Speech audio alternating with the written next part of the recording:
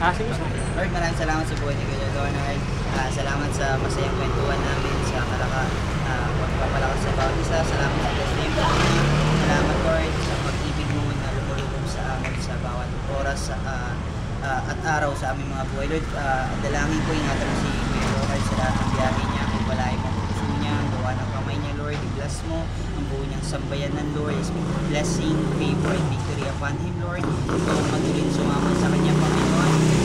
Lord, kailangan niya proteksyonan siya sa lahat ng biyahe niya, sa mga pasahero niya, sa bawat daraanan niya, yung motor na ginagamit niya. Ikaw po patuloy na ingatan mo siya Panginoon at samahan siya ng mga trabaho. Maraming salamat Lord. Ikaw ang dakilang Diyos na ang pinigniling ko rin. Alam ko hindi mo kami pababayaan Lord.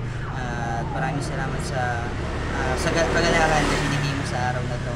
Ikaw na pong bahala Lord sa mga mangyayari po sa aming buhay. Maraming salamat sa Panginoon Jesus. Amen. God bless Kuya. Thank you Salamat. Natuwa ako nakita niyo sa bye. Okay, thank you. Matulog. Ano? Ay, paano yun sir? Pang merenda. Vlog ka. Sir. Vlog ka. Sir. Hello, baka sikat kayo. Hindi. Hindi mo nga ako kilala sir, di ba? Hindi ko sikat. Ngayon pa lang. Hi guys. Ano mga binabag mo Kuya Leonard? Ganito lang. Nalilibre ko ng sakay pag pauwi na. Oo. Tagasan ka? Teresa Rizal po. Malayo. Kaya ginagawa ko sa may Tikling. Alam niyo po ba yun sa may Taytay? Oo. May nakapanood akong ganun. Ako Baka ikaw yun. Oo, ako nga yun. Doon ako sa may Tikling madalas Sige eh. nga. Ay, ito ikaw nga yun. Panood ko to. Ayan. Yung isang araw. Tapos kaninang umaga. Angas. Ay guys, nakasakay ako kay Kuya Leonard.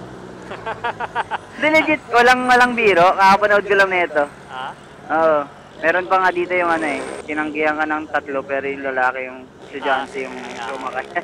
Hindi natatakot din sila eh. Ang galing ko wala yun. Nakakatawa naman. Nag-aaral ka pa sir? Hindi, work ko, videographer. Nag-rescue lang. Hindi Parang dumating. sideline lang, gano'n? Ito talaga work ko. Pag may mga on-call, ganyan. So, Nagbablog ka rin pa sir? oo. Ma'am, anong kino-content mo? Yung trabaho ko, mga behind the scenes. Kasi, Pero pinaka-content ko talaga, lumilipot ako ng mga coffee shop sa iba't ibang lugar. Tapos nagbe-video ako.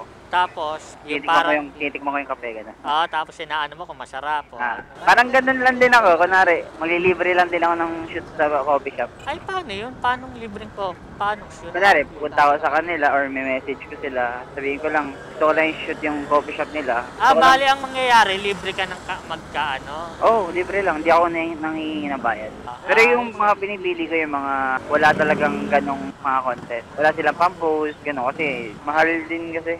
Pero legit, walang biro. Pinapanood ko yan kanina. Kanina lang ba, sir? Yung mga dumadaan din sa NYP ka yan eh. Pero yung kanina, yung lalaki nakita ko. Nakakatawa kasi reaction niya eh. Tinignan pa yung ano eh. Ano ba yun?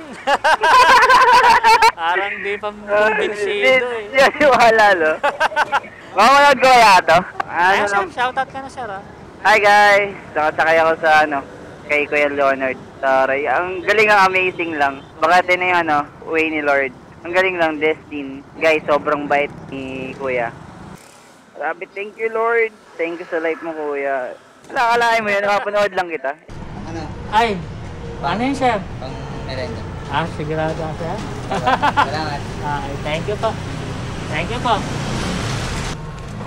300 guys, na tip.